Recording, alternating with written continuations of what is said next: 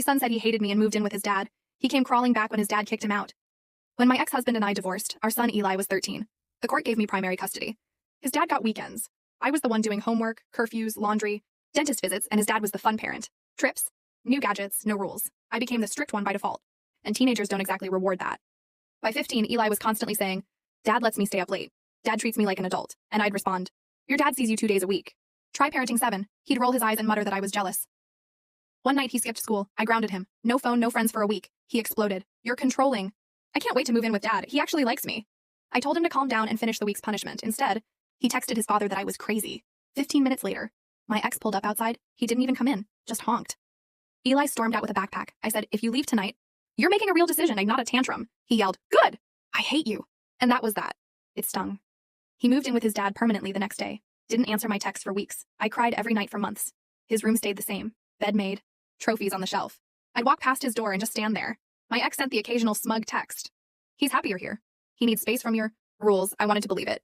Until the calls started. Eli's. Grades dropped fast. Teachers emailed both of us. His dad blamed me, said I'd pressured him too hard before. Then I found out Eli had stopped going to school. Completely. When I called, he snapped, "Why do you care? You're not my parent anymore." That one cut deep. So I stopped calling.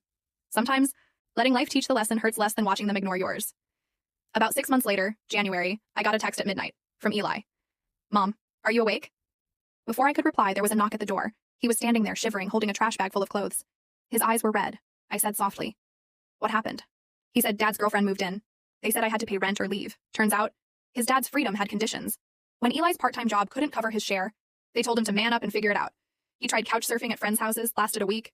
Then he came home. I didn't lecture him. I made him a hot meal, let him shower, and said he could sleep in his old room. He walked in and froze.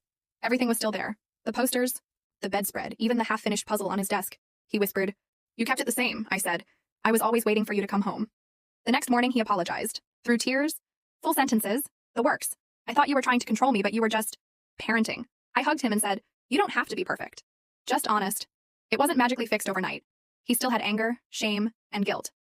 But slowly, he rebuilt trust, went back to school, found a mentor, started saving for college. A few months later, his dad texted asking if I'd take him full-time again. I just replied, "Already have."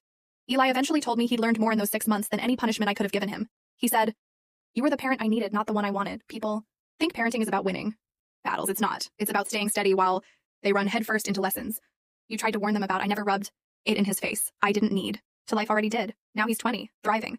And every Mother's Day he writes in my card, "Thanks for keeping